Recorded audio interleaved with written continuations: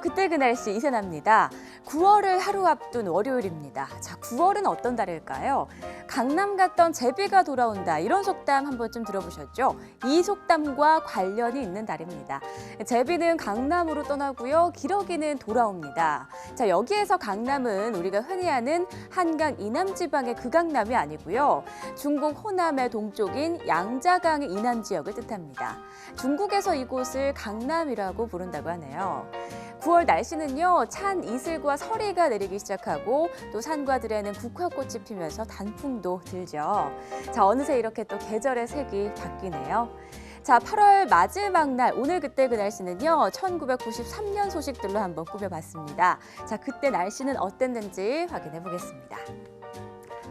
큰 일교차, 네, 참 간단 명료한 날씨 제목이네요. 93년도 오늘은 날씨로 인한 큰 이슈는 없었습니다. 청명하고 높은 가을 하늘에 좀 아침 저녁으로는 쌀쌀했고요. 낮에는 다소 더운 날씨가 이어질 걸로 예보가 됐네요. 자, 그럼 다른 지면으로 넘어가 보겠습니다. 엑스포와 노인이라는 지금 제목으로 사진 한 장이 나와 있는데요. 제목만 봐서는 좀 선뜻 이해가 되지 않죠. 아래 나와 있는 사진의 설명을 한번 읽어봐야겠습니다. 첨단은 많은 사람들에게 꽤 오랫동안 부적응 현상을 가져온다. 그런 면에서 볼 때 엑스포 전시장은 첨단에 적응하지 못하는 사람들을 고생시키기 일쑤다. 가족과 함께 구경 나왔다 길을 잃은 할머니들이 보호소에서 자원봉사자들의 보살핌을 받고 있다. 네, 93년도에 8월부터 93일 동안 대전광역시에서 열린 국제박람회 대전 엑스포 다들 기억하시죠? 저는 당시 초등학생이었는데요. 학교에서 단체 관람으로 구경 갔던 게 기억이 납니다. 그때 사람이 너무 많아서 줄을 길게 섰던 거, 그리고 마스코트, 꿈돌이가 생각나네요. 네, 그런데 생각을 해보니까요. 할머니들 입장에서는 참 그랬겠네요. 엑스포가 얼마나 생소하셨을까요? 당시 그 엑스포 부지가 27만 평이 됐고요. 관람자 수는 약 1,400만 명이었다고 합니다. 젊은 사람들도 길 잃기가 일쑤였죠. 자, 그럼 다음 소식 넘어가 볼게요.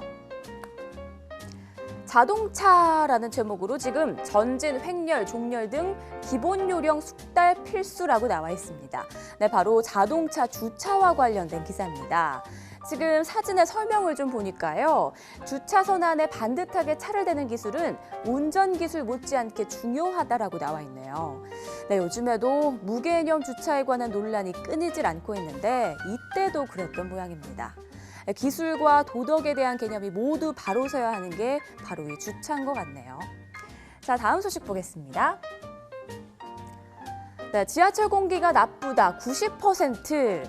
네, 서울 지하철 노조에서 시민들을 대상으로 지하철 공기질에 대한 설문조사를 실시했습니다.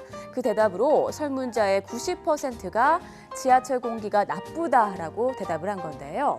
당시 기사에서는 시민들의 의견만 물었을 뿐 실질적인 데이터는 없었는데요. 실제로 지하철 공기는 좋지 않습니다. 자, 그럼 자료를 하나 볼까요? 네, 지금 보시는 화면은 환경부가 지난 2013년 12월부터 지난해 6월까지 서울 시내 주요 지하철역 6곳을 대상으로 초미세먼지 농도를 조사한 결과입니다. 일단 초미세먼지의 허용 기준치는 세제곱미터당 50 마이크로그램인데요. 지금 어린이 대공원역 같은 경우에는 117 마이크로그램이고 동대문이 92, 사당역은 66, 명동역이 65, 그리고 낙성대역이 61 마이크로그램이라고 나와 있네요. 네, 지금 보시다시피 기준치를 다 훌쩍 넘었죠. 특히 승강장 스크린도어가 열릴 때 초미세먼지 농도가 순간적으로 높아집니다. 열차가 승강장으로 들어오면서 먼지를 몰고 오는 데다 또 사람들도 많이 움직이기 때문이라고 하네요. 지난 2013년 세계보건기구 WHO가 미세먼지를 1급 발암물질로 지정을 했습니다. 기억을 더듬어 보면 미세먼지로 인한 관심도가 높아진 것도 몇 해가 채 되지 않는데요. 미세먼지는 명칭 그대로 입자가 작아서 우리 눈에 잘 보이지는 않지만 호흡하는 동안 기도를 통해서 몸속으로 침투합니다. 그래서 염증을 유발하거나 폐해까지 영향을 미치는데요. 우리나라에서 미세먼지가 주로 높은 계절은 늦가을부터 초봄입니다. 호흡기가 약한 분들이라면 야외 활동 전에 실시간 농도를 꼭 확인하시기 바랍니다. 지금까지 그때 그 날씨의 이세나였습니다.